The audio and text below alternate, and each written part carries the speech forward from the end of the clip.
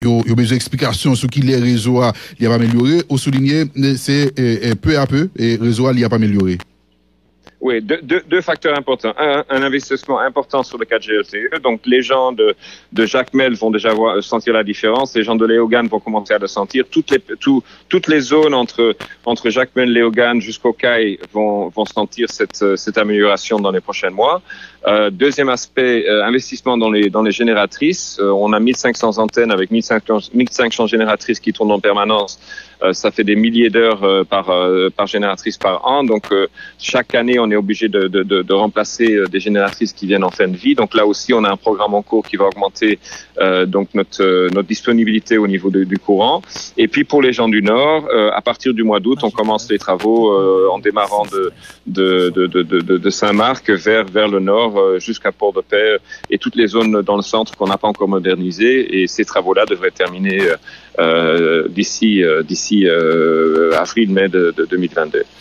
Donc on travaille, les équipes sont sur le terrain aussi. S'il y a des coupures, en général, on essaie de les réparer en déant les 6 heures. Le pays est compliqué en ce moment, donc c'est pas toujours évident.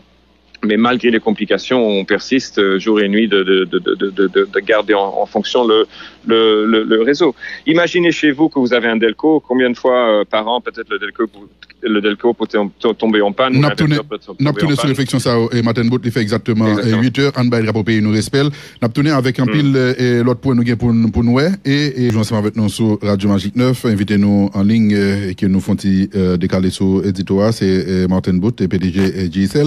Amélioration et 4G LTE et après le poté monsieur Bout, c'est qui ça? C'est communication pas coupée encore, c'est internet là qui pas pédiatre marqué par sur place dans son commande?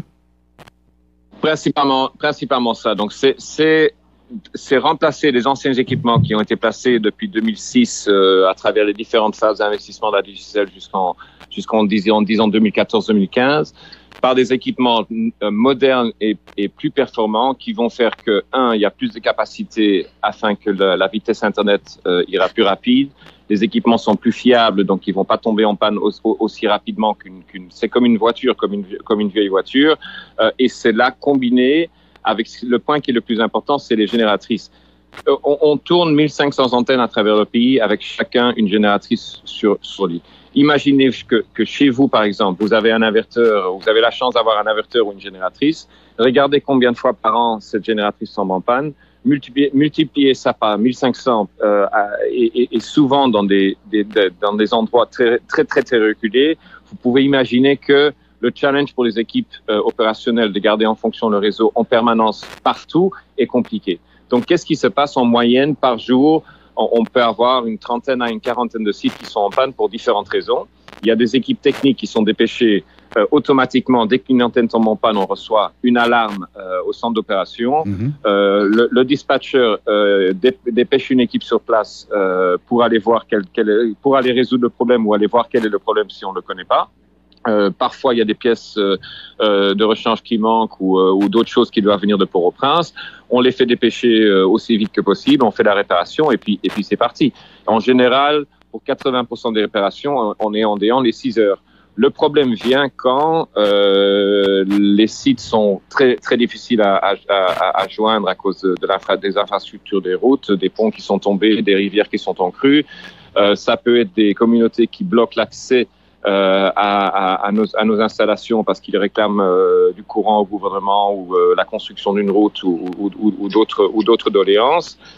Ça peut être des quartiers contrôlés par des gangs dans lesquels il y a des procédures spéciales à suivre afin de pouvoir entrer pour remplir les génératrices. Donc il y a tout genre de complications qui font que dans l'ensemble, parfois, les gens ont l'impression qu'il y a des problèmes avec la Digicel. Mais ce que je peux vous assurer, c'est que on voit chaque problème. Chaque problème est automatiquement alerté au centre des opérations et automatiquement on dépêche des équipes qui se déplacent tant qu'ils peuvent et aussi vite qu'ils peuvent pour aller sur place pour faire des réparations. Et généralement, comme j'ai dit, dans 80% des cas, on arrive à le faire vite. Les autres soucis qu'on a, c'est qu'il y a beaucoup de clients qui n'ont pas encore un téléphone LTE, donc ils utilisent encore beaucoup le réseau 3G, qui est utilisé aussi bien pour la voix que pour la data, pour l'Internet. Ce réseau-là est fortement congestionné, donc le plus de personnes qui peuvent se permettent de trouver, même d'occasion, un téléphone qui a des capacités de LTE vont voir une amélioration importante sur la vitesse Internet. Et ça va avoir un deuxième avantage, c'est que ça va décongestionner le réseau 3G, qui donnera plus de place pour les appels qui sont parfois aussi coupés pour des raisons de congestion ou de coupure d'antenne. Maintenant, il y a un peu de monde qui souligne ça là. Pour qui ça, téléphone, des fois, il y a marqué 4G, il y a marqué LTE, alors que il a toujours été comme quand c'est sous 3G lié. Peut-être toujours très lent. Bon, il se peut que le téléphone peut être sur LTE et que cette cellule sur laquelle vous vous trouvez en LTE est également congestionnée. Le LTE est beaucoup plus rapide que le 3G, mais quand il y a beaucoup d'utilisation et beaucoup d'utilisateurs, cette technologie-là a aussi des limitations. Il faut comprendre une grande différence entre Haïti et beaucoup de pays dans le monde, c'est qu'en Haïti, le téléphone est l'outil principal pour accéder à l'Internet. Dans la plupart du monde, c'est l'outil secondaire. Donc, quand on rentre chez soi, la plupart des personnes ont un service d'Internet fixe qui paye entre 60 et $100 US par mois. Ils montent sur le Wi-Fi chez eux et donc toutes les tâches lourdes comme regarder un film Netflix, aller sur YouTube, tout ce qui consomme beaucoup de données est fait en fait, n'est pas fait sur les réseaux mobiles. En Haïti, on fait tout sur le réseau mobile. Donc, on est obligé de surdimensionner le réseau. Et malgré cette surdimension, il y a une soif énorme pour l'Internet en Haïti. Il y a beaucoup de gens qui regardent YouTube, il y a beaucoup de gens qui regardent des films sur leur téléphone le soir, parce qu'on comprend les raisons. Les gens n'ont pas les moyens d'acheter forcément un routeur Wi-Fi, ni les moyens d'acheter une télévision, et donc ils ont qu'un appareil. Oui, sur Internet. Est-ce qu'il y a des zones, à Port-au-Prince ou en province, nous carrément au niveau de Digicel baisser capacité internet là, même si nous n'avons pas internet, mais nous baisser pas ça là. Non, il y a nulle part où on fera ça. Tout le contraire. Là, parfois partout où on regarde et on cherche, dès qu'on voit ne fût-ce qu'un kilobyte de capacité, on donne cette capacité à la population. On n'a aucun intérêt à ralentir ou à baisser les vitesses du service. Au contraire, ça va donner une mauvaise perception. On fait tout pour que ça aille le plus vite possible. Bon, là, on connaît chaque monde a demandé pour zone par yo, et yo souligné Saint-Christophe, et mon Saint-Christophe le capitaine de là, yo dit que internet pas jamais marché dans zone ça, il y a mon fond des blancs et capitaine de là tout qui dit un mot pour yo, internet pas jamais marché dans niveau ça dans zone ça yo, monsieur Bout. Encore une fois, probablement, c'est des zones qui sont actuellement couvertes en 3G. Effectivement, l'expérience Internet sur 3G est surtout en heure de pointe, là, le soir. Donc, les heures de pointe, ça commence vers 6h30, 7h du soir jusqu'à 11h du soir. C'est là que les gens consomment le plus d'Internet. Surtout pendant ces heures-là, effectivement, ça peut être affecté. La seule chose que je peux demander, c'est d'avoir patience. J'ai entendu les deux endroits. C'est des endroits où on va venir avec le LTE dans la prochaine année. Vous allez voir directement la différence. Si vous avez des amis qui sont à Jacmel, appelez les gens de Jacmel pour demander comment ça a changé les dernières semaines. On vient de faire les upgrades et on a vu très vite une augmentation phénoménale du trafic et aussi les vitesses sur place sont très raisonnables, sont au-delà de 20 mégabits par seconde. Là où à Port-au-Prince, dans une zone congestionnée, on peut être à 1 ou 2 mégabits par seconde. Bon, en même temps, nous avons une difficulté pour que nous rendions opérationnel à même 75% des 4G ici. À la République dominicaine, c'est 5G à plan, c'est là. Oui, le 5G, en République dominicaine, ils parlent de faire quelques antennes de 5G. Le 5G, même aux États-Unis, c'est un chantier qui va prendre pour moi 5 à 10 ans.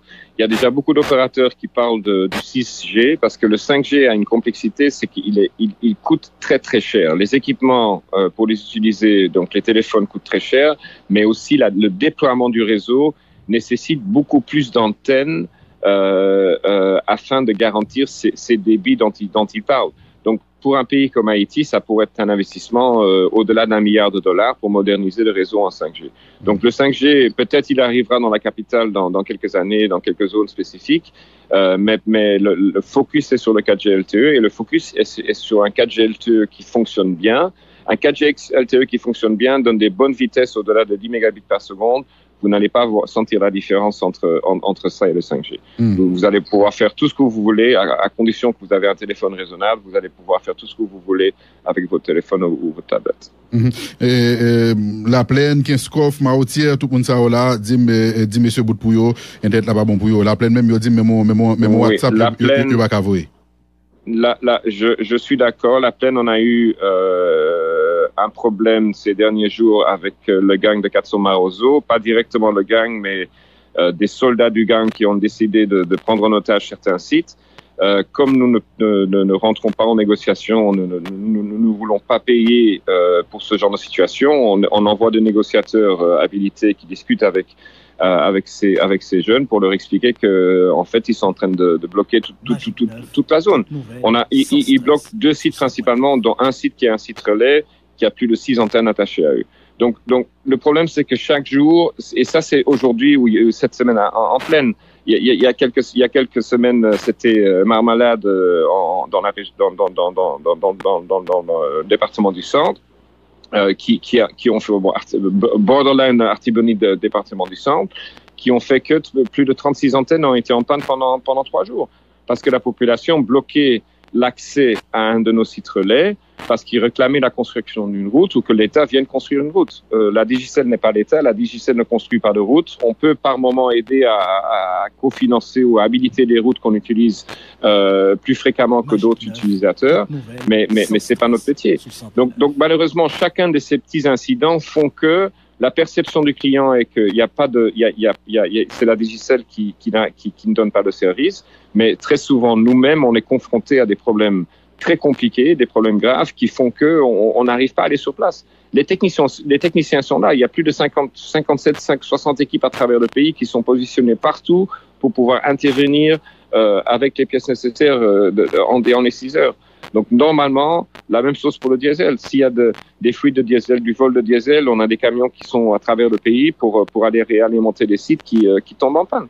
Donc typiquement, ça devrait fonctionner. Regardez les contraintes du pays, regardez dans notre vie quotidienne comment les choses sont difficiles, même au niveau de notre vie personnelle, pour faire quelque chose au pays. On n'est pas sûr qu'on pourra aller au supermarché, on n'est pas sûr que on va rentrer ce soir. Mais c'est les mêmes complexités pour des compagnies comme la Digicel et pour tous les ingénieurs qui travaillent à travers le pays. C'était zone encore capé à l'étem là et c'était soleil et à l'étem c'était militaire et mon taraz tout le monde à l'étem qui a des problèmes avec Digicel. Bon, c'est ça qui arrive tout lorsque vous gagnez 75% dans marché ou c'est leader. Donc du coup, sollicitation yo problème yo depuis au venir tout le monde senti yo et là yo a très sollicité. Tout à fait, mais encore une fois, chaque doléance est importante. Donc, si vous avez des doléances, même si vous avez l'impression de l'avoir déjà signalé à la Digicel, allez sur nos pages Facebook, allez sur Twitter, allez sur notre chat qui se trouve dans le My Digicel app. Faites part de votre problème et on le prendra en compte parce que les outils de monitoring voient beaucoup de choses, mais un utilisateur qui a une expérience qui ne correspond pas aux outils, c'est l'utilisateur qui a raison. Et dans 90% des cas, on dépêche des équipes sur place pour aller comprendre qu'est-ce qui se passe sur place et pour voir est-ce qu'il faut faire un investissement, est-ce que c'est un réglage à faire, est-ce que c'est un problème ponctuel. Donc n'arrêtez pas d'envoyer les doléances. Je suis désolé que ça ne fonctionne pas tout le temps parfaitement partout, mais je peux vous dire, c'est la même chose. C'est la même chose à Miami. Je peux être sur l'autoroute ici à Miami. Et mes appels vont couper parce qu'il y a trop de personnes sur l'autoroute, par exemple. Donc ce sont des réseaux très compliqués. Je trouve que c'est déjà parfois un miracle qu'on arrive à faire ce qu'on fait en Haïti. Je comprends tout à fait la frustration des gens qui souffrent de mauvaise qualité de service, mais je vous donne ma garantie qu'on continue à investir, qu'on surveille le réseau, que les équipes sont là à s'assurer que les pannes, s'il y en a, durent le peu de temps possible. En même temps, 4G LTE, c'est pas comme quand ils sont pas assez liés pour réseau, ils ne peuvent pas venir résoudre tout le problème. Non, ça va résoudre la vitesse de l'Internet, à condition que les gens ont des téléphones 4G LTE, mais ça ne va pas résoudre tous les autres problèmes de fibre optique, de delco et tout ça. Mais encore une fois, on investit aussi dans les delco. On en déploie plus de 200 cette année à travers le pays, sur les 1500. On en a fait 600 l'année passée. Donc tous ces éléments-là vont augmenter la disponibilité du réseau et réduire le nombre de pannes qui existent, auxquelles on fait face régulièrement. En regardant l'autre point qu'on y a là, nous songez Konatel t'est imposé à compagnie pour identifier tout le monde qui a acheté carte sur le réseau. Ça qui était évoqué pour question de sécurité, puisque nous changeons kidnapping pas changer non, kidnapping et affairage dans le pays avec insécurité et Gisèle t'es arrivé mettre li au pas avec tout ça, tout monde qui a acheté yo identifié parce que changer dans niveau ça tout où t'es évoqué plusieurs problèmes techniques qui te gagnent qui fait que nous pas capable d'arriver à identifier tout le monde qui a acheté SIM et Gisèle yo. Oui, donc pour les nouvelles SIM qui sont achetées dans la rue ou dans les magasins, je peux dire que plus de 99% sont identifiés correctement. On reçoit encore quotidiennement des plaintes ou des remarques de nos auditeurs, parce qu'on a des auditeurs qui auditent les rues aussi, sur certains cas où c'est pas le cas. Dans ces cas-là, on prend action tout de suite avec le revendeur et les revendeurs sont suspendus et donc les actions disciplinaires sont prises. Donc pour les nouveaux abonnés, ça fait bon train depuis le 3 novembre 2020 et je pense qu'on est en bonne voie sur cet aspect-là. Pour les abonnés existants, il y en a énormément à identifier. La demande du gouvernement est de les identifier avec la nouvelle carte d'Emalog. Nous sommes en train d'en mettre en place avec le Konatel et l'ONI une passerelle qui nous permettrait de valider les informations qu'on reçoit. Dès que ces infrastructures sont mises en place, les personnes pourront commencer à se rendre dans les magasins de la Digicel ou dans les points de vente de la Digicel pour identifier leur SIM. J'imagine que l'État va donner un certain délai pour ce faire, mais pour l'instant, on est toujours dans la phase des préparations techniques pour faire fonctionner cette passerelle correctement afin que ça puisse démarrer. Malgré ce explication qui était bail ou même en particulier, n'a comme débat à un certain moment de la durée pour te dire que y a pas gagné capacité technique pour mettre aucun monde sous écoute. Jusqu'à journée jeudi, là, il y a des gens qui persuadés et que yo sous écoute. Les a parlé, il y a des gens au niveau du gouvernement qui attendent ça abdiquer. Donc, yo sous écoute et surtout avec une nouvelle structure et le président Jovenel Moïse vient mettre campé à l'Agence nationale d'intelligence. Yo pensez que yo sous écoute. Dans le niveau ça qui évolué ou bien c'est même sur des noirs ou dit c'est pas une capacité pour le mettre monde sous écoute. Nous n'avons pas les équipements pour faire ça et si le gouvernement voudrait faire ça avec les opérateurs, il faudrait qu'ils installent des équipements dans nos data centers qui puissent être intégrés directement avec le réseau. Après ça, cela pourrait être possible. Il y a aucun équipement de ce genre qui est rentré au pays, il y a aucun équipement de ce genre qui est installé. Donc pour l'instant, personne n'est sur l'écoute. Si vous pensez que vous êtes sur l'écoute, il y a aussi d'autres moyens de le faire, c'est-à-dire que quelqu'un peut installer une application sur votre téléphone, mais il faudrait qu'il ait accès à votre téléphone. Donc, si vous avez vraiment des suspicions que quelqu'un vous écoute, faites un nettoyage de votre téléphone, faites-le réinstaller complètement, enlevez toutes les applications que vous ne connaissez pas, faites un reset du téléphone et là, vous allez être sûr qu'il n'y a aucune application qui est installée sur votre téléphone aussi, qui pourrait éventuellement écouter ce que vous dites. Maintenant, indépendamment de l'opérateur qui l'a, Digicel ou bien Natcom, et pas de matériel qui permet de mettre mon sur écoute sans qu'il va passer par installation Digicel? Non, zéro.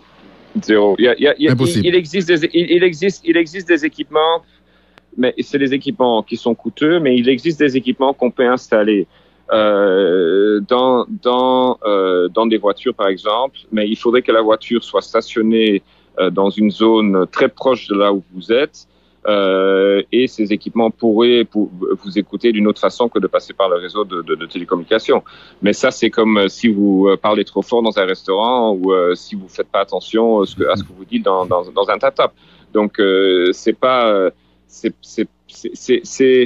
Je pense que c'est pour l'instant c'est encore quelque chose qui n'existe pas. Les pays qui ont ce type d'équipement sont des pays très avancés, c'est des équipements qui coûtent très cher et ça demande beaucoup de ressources aussi parce qu'une écoute c'est pas simplement enregistrer ce que dit la personne, il faut aussi des personnes qui écoutent ces personnes. On peut pas mettre tout le monde sur écoute en même temps. Donc il y a toute une infrastructure à mettre en place que je pense qui n'existe pas encore en Haïti. Donc, est-ce que c'est du web nous là, Martin Bot, et que l'impossible, dans le moment où on a parlé là, pour que on monte à sous écoute, il y a plusieurs montes à sous écoute? Exactement. Sauf si vous ne faites pas attention. Si vous mettez votre téléphone sur speaker, si une des 4 personnes sur la conversation enregistre la conversation et le fait passer à quelqu'un d'autre. Donc, faites attention à ce que vous dites et à qui vous parlez au téléphone, comme c'est de bon usage partout dans le monde. Oui, mais c'est pas une écoute systématique côté que non, c'est pas systématique. Non, pas. Il n'y a pas d'équipe systématique, il n'y a pas d'équipement existant, il n'y a pas de connexion qui permet de le faire qui existe aujourd'hui en Haïti. Non. Justement, pour ça qui gagne avec appel yo et que surtout ça qui gagne pour avec kidnapping yo, et souvent la police, même président Jovenel Moïse a demandé moun pour aider la police identifier et pour des concours sous côté de kidnapping. Est-ce que c'est toujours même formule là? Depuis autorité au besoin, depuis on kidnappeur utiliser un téléphone, Gisèle toujours en mesure et depuis des CPJ mandé pour que yo localiser côté appel la fête là et que pour que on connaît côté kidnapping yo, côté kidnappeur. Exactement. Donc c'est des demandes formelles de la DCPJ qu'on reçoit et uniquement de la DCPJ par à travers des personnes désignées spécialement par le DG de la PNH. Et effectivement, on reçoit des dizaines de requêtes par jour dans ce sens et on répond 24 sur 24, 7 jours sur 7, jour et nuit, afin d'aider la police à localiser les kidnappeurs. Le grand problème de la police, c'est que dans la plupart des cas, les kidnappeurs amènent les victimes à Village de Dieu ou à Grand Ravine dans des zones qui sont, on va dire, de non-droit. Et donc, malgré les informations de localisation qu'on peut donner, parce que souvent, ils se cachent pas du tout. En fait, ils se cachent pas. Ils utilisent les téléphones des victimes. Mais malheureusement, ces zones sont très difficiles d'accès. Donc, très souvent, le seul choix qui reste à la famille et à la police, c'est de négocier aussi bien que possible avec les kidnappeurs. Ça veut dire, depuis kidnapping, vous faites, kidnappeurs utilisent téléphone automatiquement des CPJ côté à travers coopération avec GSL. C'est pas compliqué. Et Natcom. Et Natcom, oui. Tout à fait. La localisation, et très souvent, ils utilisent les téléphones des victimes. Donc, il y a même pas ils se cachent même pas derrière un téléphone soi-disant non identifié ou autre. C'est comme ça qu'ils opèrent. Donc, pas besoin pour demander mon information. C'est ça, l'information GSL avec Natcom Bayo? Sous localisation? Directement, automatiquement. Les deux compagnies ont des cellules spéciales pour ça. Ils reçoivent des requêtes par email. Les emails sont répondus en l'heure, dépendant de l'urgence, on reçoit parfois un appel si c'est des cas urgents et on répond plus vite. Tout est fourni. La localisation, l'historique des appels, l'identité de l'abonné s'il est disponible, etc. Il y a des gens qui trouvent ça très intriguant, Martin Bout. Des fois, ça arrive plusieurs fois. Il y a des gens qui reçoivent un appel et on moun relève, ils disent ou c'est un tel ou il y a tel monde qui dans nous et porter l'argent pour nous ou bien font mon cash pour nous, ils bon nous et ils disent font mon cash pour nous pour qu'on capable libérer moun nan. Souvent c'est en leur parce que moun ne connaît pas mais vrai, mais ils ont accès avec identité moun nan. Comment expliquer ça? C'est un leurre dans 99 à 100% des cas. C'est un gang qui opère, le gang principal qui fait ça opère du pénitencier national. Nous avons demandé aux utilisateurs de porter plainte à la DCPJ. Nous-mêmes, nous avons, au nom des utilisateurs, porté plainte plusieurs fois à la DCPJ parce que c'est un endroit bien défini duquel ces types d'appels sont faits. Comment les gens font pour avoir le nom de la personne? Tout ce qu'il faut faire, c'est commencer une transaction Mon Cash sur votre téléphone. Faites comme si vous allez m'envoyer 1000 gourdes et vous allez voir que juste avant de confirmer la transaction, vous allez voir que est-ce que vous confirmez de vouloir envoyer 1000 gourdes à Martin Bout? Et c'est là que vous allez trouver mon nom. Donc la prochaine fois que vous m'appelez comme si vous me connaissez, comme si vous savez où j'habite, et vous me faites peur en me menaçant de demander du montage. Mais encore une fois, là, on a donné toutes les informations nécessaires à la justice afin qu'ils puissent agir. Et j'espère que dans les prochaines semaines, il va y avoir une action concrète parce que ce problème commence à affecter beaucoup beaucoup de gens. Il y a un réseau qui dans pénitentiaire, dans prison, prisonniers qui ont accès à téléphone, qui a fait tout ça. Exactement. Exactement. Et on a abordé des derniers points puisque là nous arrivons là, M. Bout. Là, c'est sous 3000 gouttes là. Je l'année passée, président, tu battu la grosse caisse, gouvernement, tu battu la grosse caisse, et que tu as bail 3000 gouttes à 1,5 million de familles qui étaient capables de supporter dans le cadre de passage COVID-19 là. Environ un an après, tout le monde est touché de 3000 gouttes ça, 1,5 million haïtiens familles ça a été touché de 3000 gouttes là. Jusqu'à présent, nous avons 329 000, je vais donner le chiffre exact, je l'avais noté. Nous avons 321 569 personnes qui ont reçu cet argent. Encore une fois, c'est sous 1,5 là, sous 1,5 million. Sous 1,5 million là. Donc c'est encore une fois, c'est le gouvernement qui choisit les bénéficiaires. Nous recevons simplement une liste de numéros à qui on doit envoyer un montant et on envoie le montant à leur demande. Et on a fait des rapports à chaque transaction. La dernière transaction remonte du mois de janvier et le système est disponible si le gouvernement voudrait continuer à l'utiliser. Mais c'est le gouvernement qui passe solliciter nous ou bien c'est le problème qui est dans le système nous qui fait nous non, ça? On n'a aucun problème dans le système. C'est le gouvernement qui nous a pas encore sollicité avec une nouvelle liste. Ah, ok. Mais une difficulté pour jouer une liste? Non, c'est simplement, j'imagine que bon, c'est un travail de leur côté aussi. Il faut qu'ils identifient les bénéficiaires, il faut qu'ils valident les bénéficiaires, il faut qu'ils valident les listes. Donc c'est un travail qui prend un certain temps et peut-être il y a aussi des problèmes de budget. Pour être franc, je ne me suis pas renseigné d'une façon très détaillée. À ce niveau, c'est simplement que les listes ont arrêté de venir depuis le mois de janvier. Mais en même temps, mon cas, c'est combien millions? 2 millions d'abonnés? 2 millions d'abonnés qui utilisent chaque fois 5000 agents à travers le pays. Le produit, je pense que globalement, les gens sont satisfaits de ce produit-là. Je suis vraiment ravi des résultats qu'on a pu atteindre, surtout depuis 2015, quand on a relancé ce produit qui s'appelait Chocho à l'époque et qu'on a relancé en Mon Cash et qui a maintenant vraiment des bons succès.